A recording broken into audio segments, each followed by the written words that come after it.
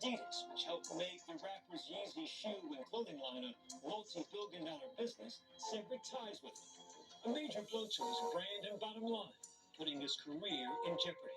The company's decision comes just a few days after Ye taunted Adidas on the Drink Champs podcast. I could say anti-Semitic things and Adidas can't drop me.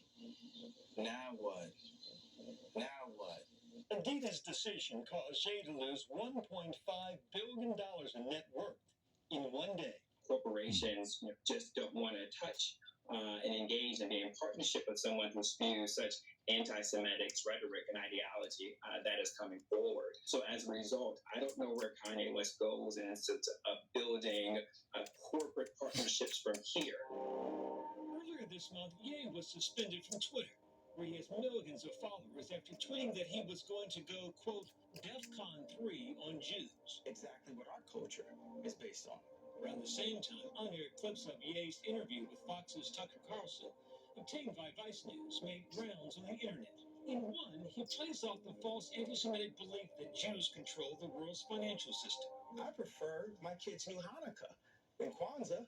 At least it will come with some financial engineering. The tricky thing about anti-Semitism for a lot of people is that it is subtle and insidious by design. He has repeatedly invoked a series of hateful and vicious stereotypes against Jewish people, and he has engaged in the kind of rhetoric that can lead to real-world violence. This past weekend, members of a neo-Nazi group unfurled banners above the 405 freeway in Los Angeles, one of the nation's busiest highways. Other images show the demonstrations giving the Nazi salute. I think we are seeing a spike in anti-Semitism, or at least a rise. This often happens at times of great tension in our society. I blame the Jews, not whoever's in power.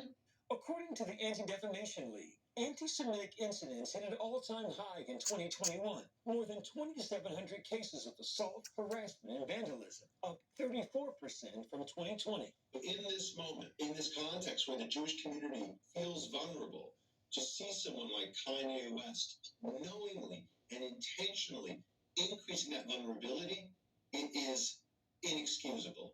Adidas saying in part today it, quote, does not tolerate anti-Semitism and any other sort of hate speech.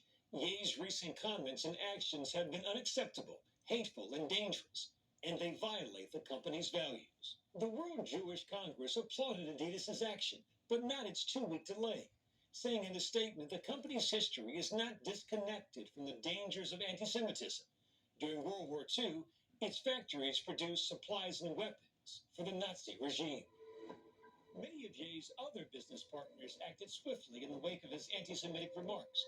Talent agency CAA dropped him as a client. Fashion house Balenciaga ended their partnership with him. Some celebrities like John Legend, Jamie Lee Curtis, Reese Witherspoon are also speaking out and condemning Ye's rhetoric. Ye's ex-wife, Kim Kardashian, with whom he has 4 children, also posting, hate speech is never okay or excusable. Stand together with the Jewish community and call on the terrible violence and hateful rhetoric towards them to come to an immediate end.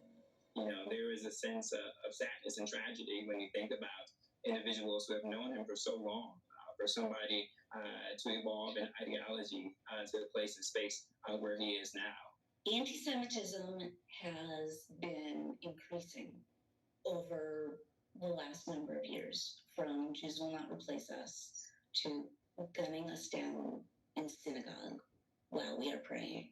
Jews are really scared. Seeing people like Kanye and openly speak anti-Semitic tropes or continue to spread anti-Semitism, it makes me disappointed. Sit in the chair here, right there. In New Jersey, 17-year-old Aaron Goodman is using new media to tell this old and terrifying story. How does being a Holocaust survivor affect you today? I'm very upset about the anti-Semitism. I've been running this TikTok for about a year, and over this year I've amassed 450 to 500,000 followers and over 50 million views. Tattooing was just a way to keep track of us. This one-on-one interaction with the survivor is hard to find. It was my first picture when I came back. That survivor is Aaron's 85-year-old grandmother, Tova Friedman, one of the last remaining people who's alive after living through the horrors of the Auschwitz concentration camp. A New York Times bestseller was written about the story of her life, called The Daughter of Auschwitz.